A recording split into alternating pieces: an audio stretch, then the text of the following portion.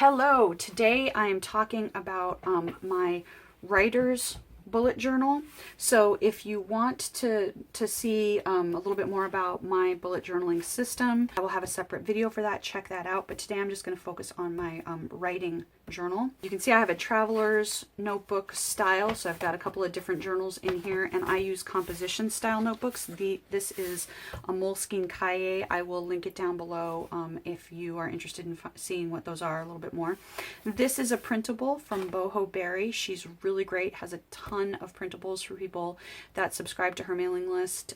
So I will link that down below for you too, so you can check her out. And I will be coloring this in, you know, as I'm watching TV and I'm feeling like I need to. So why am I doing a separate video about my writer's bullet journal? The reason is because for me, as a writer who self-motivates, works from home, getting those projects done, if you're a writer, you know that there are times when writing is very, very fun, and there are times when it is very, very hard. And keeping yourself on track and feeling like you're making progress can sometimes, you know, be a struggle when you don't have those external deadlines. My writing journal is a way for me to, primarily is a way for me to keep motivated and, of course, to track and organize my writing projects. Okay, so here is my index. It's very short right now, but in my writer's bullet journal, I do a lot of actual journaling. This definitely goes to the journal part of bullet journaling as well as the planner part. So as I'm taking notes on things or writing when I decide I want to write freehand, this is definitely going to fill up. Here is my writing dashboard. I haven't migrated it yet. So here's what it looks like in my older one, the one that I'm migrating out of. So for each of my projects, I use the Post-it note, and this is one of the reasons why I like the larger composition style. Most people bullet journal in a smaller journal, but this is one of the reasons why I really like the composition notebooks. One, because when you do a lot of note-taking and writing, of course, having more space is really important, but also because of this sort of planning style that I have, I really like the visuals with the Post-it notes. So for each of the writing projects that I have, I put into one of these little columns. Is it something I'm currently writing? Is it something I'm currently revising? Is it something I'm currently querying? Or is it on the shelf waiting for the next step of whatever? And then I have the little out for beta when something's pending for beta reading.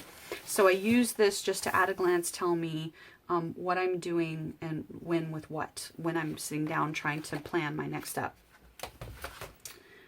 I've kept this page blank. I don't know exactly what I'm going to use it for, but I always need something. There's always something I've forgotten that I don't remember until later, and so I'm leaving that blank for now. So this is my 5 things a day spread, and if you've ever heard of Lawrence Block, he is a successful writer of various kinds of crime fiction, and he also wrote some writing books of writing advice. And one of the pieces of writing advice that he gives is that you should do 5 things a day for your writing. One of those things should always be writing. One of those things should always be reading something. But then you should do 3 other things each day that forward your writing career. So it could be reading a blog post about blog advice. It could be researching agents that you want to submit to. It could just be having lunch with another writer and commiserating, but something that's keeping your writing moving forward.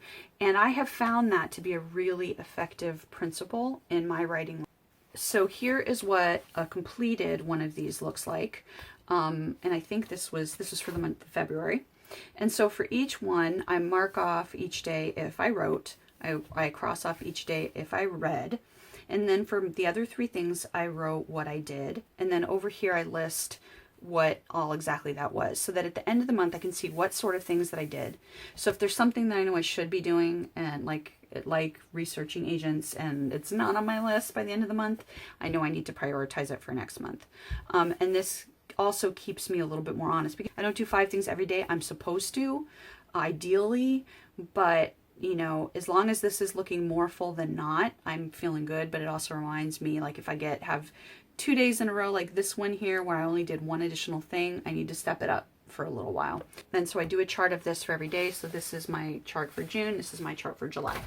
Next up is my reading tracker. So it can be very, especially when you're really excited about a writing project, I'm sure you know that you can just get really focused on writing. This reminds me just to make sure that I am doing my reading every day. A little bit. It can be half an hour. It doesn't have to be, 5 hours worth of reading, but just that I'm doing a little bit of reading every day.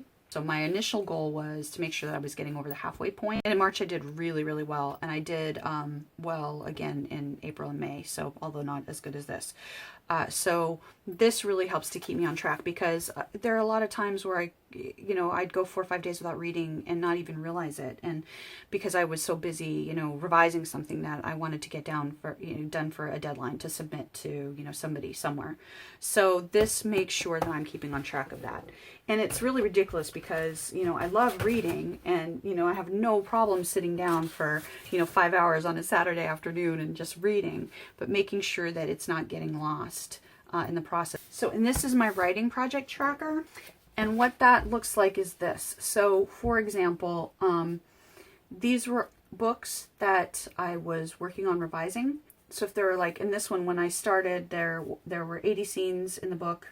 And I ended up having to add 2 more scenes as a part of the revision. But so I could go through, and as I revise, I can note which ones I've revised. So I watch my progress, and again, it both keeps me on task, because I know how many bites of that particular elephant I have to take in order to eat that whole elephant. And so I can break it down into daily goals and weekly goals. And also it keeps me motivated, because when I'm done, look, all of that is, marked off. That's awesome. I can feel good about myself, and I can celebrate that, because I think it's important for us to celebrate some of the things that we do as well. And you can't tell as much, but like this was 48 scenes originally, and then more scenes had to be added as I rearranged. So this allows that kind of flexibility too, while still allowing me to really track what it is that I'm doing. And then of course, I'm also going to move that over. When you feel like quitting, think about why you started, because there's some days where it just feels like the revision will not end. But of course, you love the story, and that's why you're writing it. So this is my reading log. So I'm keeping track of everything that I'm reading for the year. This is another printable for Boho Berry. She actually made this for NaNoWriMo. And the idea was for every day that you wrote the goal that you were supposed to write, you could color in a book. And there's, I guess, 30 books here. So what I'm going to be doing is, just when I have time to color, I'm going to go through and color in a book for every book. And my goal is to read 30 books for the year. So, and that's a minimum. I actually hope to read a lot more than that. And so this is my writing log. Here is what it looks like when it's actually filled out. Every day I go through and I just write what it was I worked on, what writing I did that day. So it might be 3 scenes revised and 1 new scene written, or, whatever. And the reason for me for doing this is that I tend to, you can get to the end of the week or the end of the month and feel like you haven't accomplished enough, or you feel like you haven't accomplished much. And what this allows me to do is, first, it keeps me accountable, because every night when I'm updating my bullet journal, I want to have something to write in there. And if I don't have something to write in there, I feel really crappy. So like, here's a day that I didn't write, here's a day that I didn't write. And everybody deserves a day off now and again, which is fine. But if there were like 4 or 5 or 6 of those, then I would know something was wrong. So this keeps me motivated to do what I need to do. But then also at the end of January, I can go back and say, no, look, I actually did do quite a lot of work. So that's just my head messing with me, telling me that I didn't do enough. I really did do a lot, and I need to, every once in a while, it's good, I think, and healthy to pat ourselves on the back for that and say, I did do something, and there's nothing wrong with that. So for now, in terms of spreads that are tracking already, that's pretty much it. A lot of what is going to be filling up the rest of this, I take notes like for writing advice for blogs or for other things that I look at. So that fills up a lot of these pages in my writing bullet journal. So these pages kind of fill up pretty quickly. I also do free writes and things in here. So research notes that I'm doing will go in here. And that's what a lot of the rest of this is going to be used for. So if you have any questions, let me know. I will link everything down below. And thanks for watching. Bye-bye.